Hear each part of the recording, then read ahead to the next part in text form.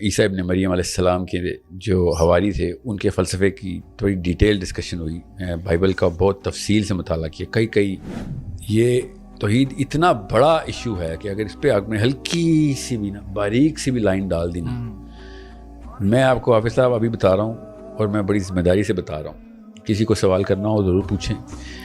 پاکستان میں پھر آپ کو بڑی ذمہ داری سے بتا رہا ہوں, نام لیے بغیر, پاکستان میں میرے عرب اساتذہ ہیں اور جس طریقے سے انہوں نے تعلیم دی ہے, توحید کے علاوہ کوئی اور سٹرکچر انہوں نے بلڈ نہیں کیا تھا.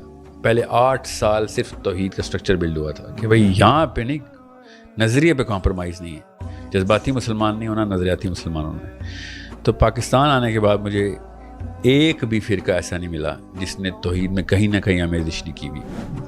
اور یہ میسج توریت سے, انجیل سے, زبور سے اور قرآن سے, یہ ایسا سینسیٹیو ٹاپک تھا کہ آپ جو مرضی کر لیں, اس کانسیپٹ سے کھیلنے پہ اللہ تعالیٰ نے قوموں کو برباد کیا.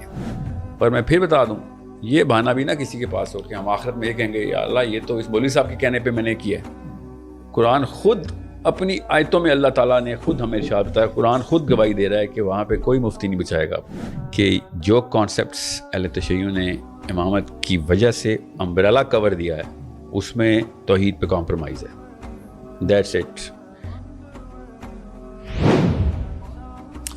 ہماری سوسائٹی میں عام طور پہ سمجھا جاتا ہے نقوی اگر نام کے ساتھ ہو کہ اہل تشیع ہیں, آپ نسب سے نقوی ہیں, تو آپ اہل تشیع یا مطلب اس سائڈ پہ آپ اس فرقے کو یا اس کو, وہ بھی ہمارے بھائی ہیں, آپ اس کی کو پروموٹ کرنے کی طرف نہیں گئے؟ نقوی جو ہے نا, یہ اس خون کے قطرے کا نام ہے, مذہب کا نام نہیں ہے.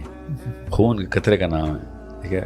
یہ علی بن ابی طالب کی نسل ہے, جی, یہ حسینی خون کا نام ہے نقوی. آپ نے ٹھیک کہا, میرے دادال بھی اہل تشیع ہیں, میرے ننہال اہل سنہ ہے, وہ آپس میں کیونکہ نقوی نقیوں میں شادی کرتے ہیں, ڈزن علی میرر وہ سنی شیعہ ہے, وہ اپنے قبیلے میں رکھتے ہیں, ٹھیک ہے. مگر میرے والد صاحب کو اللہ تعالیٰ ان کے درجات بلند کرے, ان کی قبر کو انوار سے بھرے. انہوں نے ایک بڑا ہارڈ سٹینس لیا ہوا تھا کہ بھائی پہلے تو آپ نے اپنے علم سے خود شناخت کرنی ہے, بیسکس کے اوپر کمپرومائز نہیں ہے. تو ہم بچپن سے ہی ہم بھائی جو ہے نا وہ بحث مباحثہ کرتے ہوئے بڑے ہوئے ہیں. تو ظاہر ہے وہ ددھال کی ننہال کے ساتھ, ان کی تو آپس میں نہیں ہوتی تھی, تو ہم تو بیچ میں تھے نا, تو ہمیں تو ادھر دونوں طرف سے ملتا تھا کہ, اور بہت ماشاءاللہ اسپریچول فیملی, لکھاریوں کی فیملی تھی, دونوں ٹکر کے لکھاری تھے وہ دونوں, میرے ننہال بھی اور ددھال بھی. سو اٹس ناٹ لائک کہ کوئی سنی سنائی باتیں چل رہی تھیں, تو آرگیومنٹیشن بہت اسٹرانگ تھی. تو میرے اساتذہ نے جب مجھے ساری کتابیں پڑھنے کے لیے ایک ٹریننگ دی, تو توریت سے شروع کی, ابراہیم علیہ السلام سے شروع کی کہانی, توریت سے شروع کی, اللہ کے عیسیٰ ابن مریم علیہ السلام کے جو حواری تھے ان کے فلسفے کی تھوڑی ڈیٹیل ڈسکشن ہوئی, بائبل کا بہت تفصیل سے مطالعہ کیا, کئی اینگلز کے ساتھ, اور 4 میجر ڈینومینیشن کا.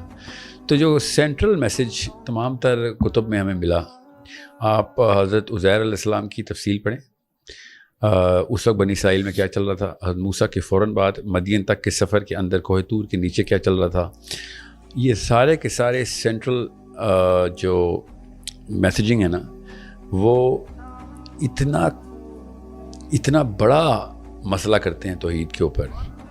یہ توحید اتنا بڑا ایشو ہے کہ اگر اس پہ آپ نے ہلکی سی بھی نا باریک سی بھی لائن ڈال دی نا, میں آپ کو حافظ صاحب ابھی بتا رہا ہوں اور میں بڑی ذمہ داری سے بتا رہا ہوں, کسی کو سوال کرنا ہو ضرور پوچھیں. پاکستان میں پھر آپ کو بڑی ذمہ داری سے بتا رہا ہوں, نام لیے بغیر, پاکستان میں میرے عرب اساتذہ ہیں اور جس طریقے سے انہوں نے تعلیم دی ہے, توحید کے علاوہ کوئی اور سٹرکچر انہوں نے بلڈ نہیں کیا تھا. پہلے 8 سال صرف توحید کا سٹرکچر بلڈ ہوا تھا کہ بھائی یہاں پہ نہیں, نظریے پہ کمپرومائز نہیں ہے, جذباتی مسلمان نہیں ہونا, نظریاتی مسلمان ہونا ہے. تو پاکستان آنے کے بعد مجھے ایک بھی فرقہ ایسا نہیں ملا جس نے توحید میں کہیں نہ کہیں آمیزش نہیں کی ہوئی. میں آپ کو پھر بڑی ذمہ داری سے بتا رہا ہوں. سو جس کو کوئی سوال ہو مجھ سے پوچھ لے, میں مسلمان سمجھتا ہوں سب کو, تو اصلاح کے لیے کہہ رہا ہوں, میں کچھ تانا زنی تو نہیں کر رہا ہوں ادھر. چاہے میں نے کسی فرقے کا نام نہیں لیا, میں نے اس لیے کہا ہے کہ مجھے آج تک ایک فرقہ پاکستان انڈیا کے بنگالی مسلمانوں میں ایک بھی نہیں ملا کہ جب ان کا ایکس رے اور MRI کیا جائے توحید کے کانسیپٹ کا, ان کی نفسیات اور سائیکالوجی میں, تو میں خود آپ کو آرگیومنٹیشن سے بتا سکتا ہوں اور بہت سمپل سی عام بندے کی زبان میں کہ کدھر کدھر آپ توحید کے اندر شرک کی آمیزش کر چکے ہیں.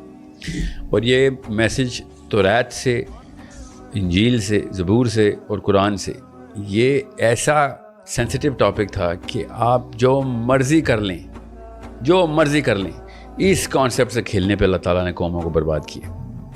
اور ہمیں تو اللہ کے نبی صلی اللہ علیہ وسلم نے خود بتا دیا تھا کہ جو ہر گناہ معاف ہو جائے گا وہاں پہ. مسلمانوں کے تو ایسے اللہ تو جیسے فرشتے نا جیسے بہانے ڈھونڈ رہے ہوں گے کہ یہ بھی کیا تو آ جاؤ جنت میں، یہ بھی کیا تو آ جاؤ شرک. مگر اس کے اوپر تو جو مرضی ہو جائے. میں اسی لیے آج تک کسی گناہ گار کو جج نہیں کیا. کوئی بھی بشری کمزوری ہو سکتی ہے، کوئی بیک گراؤنڈ ہوتا ہے، بچپن کی پرائمنگ ہوتی ہے، ہر بندہ اپنے اپنے ماحول سے آتا ہے، پھر سیکھتا ہے، راہ پکڑ لیتا ہے. مگر جب کریڈیبل اسکالرشپ کے نام کے اوپر کوئی کانسیپٹ دیتی ہے نا، تو وہاں پہ عام عوام بچ نہیں سکتی. وہ اس کو اللہ کا کلام سمجھتی ہے. یہ میرے اور آپ کے بس کی بات نہیں. ہم نفسیاتی طور پہ مفلوج ہوتے ہیں. ہم جب کسی کو، پروفیسر کو یا مولوی صاحب کو، کسی بھی کریڈیبلٹی کے ممبر پہ سے کوئی بھی ارشاد کرتا سنتے ہیں، ہم سمجھتے ہیں کہ اللہ کی طرف سے. بالکل بالکل ایسا ہی ہوتا ہے. سو اگر ادھر سے کوئی چیز آمیزش میں آ رہی ہے، کوئی فلیور ڈالا جا رہا ہے، تو عام بندہ نہیں بچ سکتا اس سے. اور میں پھر بتا دوں، یہ بہانہ بھی نہ کسی کے پاس ہو کہ ہم آخرت میں یہ کہیں گے یا اللہ یہ تو اس مولوی صاحب کے کہنے پہ میں نے کیا ہے. قرآن خود اپنی آیتوں میں اللہ تعالیٰ نے خود ہمیں ارشاد بتایا، قرآن خود گواہی دے رہا ہے کہ وہاں پہ کوئی مفتی نہیں بچائے گا. تدبر کرو، ریسرچ کرو کہ یہاں اس کی وجہ سے آپ مشرک کوئی نہیں، سب برات کر دیں گے. میں نے ہاتھ پکڑا تھا تیرا، تجھے کہ کتابیں گھر پہ نہیں تھی کیا؟ تجھے اللہ نے نہیں دماغ دیا تھا؟ ہمیں کوئی اور ویسے بھی کون ہے جو مفتی صاحب کی پوری باتیں مانتا ہے؟ وہاں پہ تو مفتیوں نے کہنا ہے باقی کی باتیں تو تمہیں مانی نہیں، یہاں پہ آ کے تو سب لوگ اپنی مرضی کی جو مطلب ہوتا ہے. ایون یہاں تک بھی ہوتا ہے کہ آپ نے ایک مفتی کی 4 باتیں سنی، ان میں ایک نہیں پسند ہے، اس میں آپ کا اور نظریہ ہے، وہ ہم دوسرے مفتی کی لے لیں گے جو ہمیں پسند آ رہی ہوتی ہے. بہرحال ابھی کیونکہ آپ کو اس وقت یہاں تک سامعین کے ذہن میں یہ سوال آگا کہ سر وہ آپ سے سوال تو آپ کے خون کا ہوا تھا، آپ نے یہ بات کیوں کی ہے؟ تو میں تو مروں گا بھی نقوی، میرے بچے بھی نقوی مریں گے، خون تو نہیں چینج ہونا ظاہر ہے. مگر یہ جو اہل تشیع، اہل سنہ، یہ مذہبی انٹائٹلمنٹ ہے. نقوی جو ہے نا، یہ میری لینیج ہے، یہ میرا قبیلہ ہے. سو یہ آپ کو آسان کر کے بتا دوں، میں کسی بھی لیول کے اوپر توحید کے اوپر کمپرومائز کو میں پوری طریقے سے ریجیکٹ کرتا ہوں، چاہے وہ اہل سنت کی ہو، اہل تشیعوں کی ہو. میں پھر ذمہ داری سے بتا رہا ہوں، کسی بھی اہل تشیع اسکالر سے کہیں کہ اگر آپ چاہتے ہیں کہ میں ان سے ڈیبیٹ کر کے آپ لوگوں کو اصلاحی میسیج دے دوں گا کہ جو کانسیپٹس اہل تشیع نے امامت کی وجہ سے امبریلا کور دیا ہے، اس میں توحید پہ کمپرومائز ہے. That's it.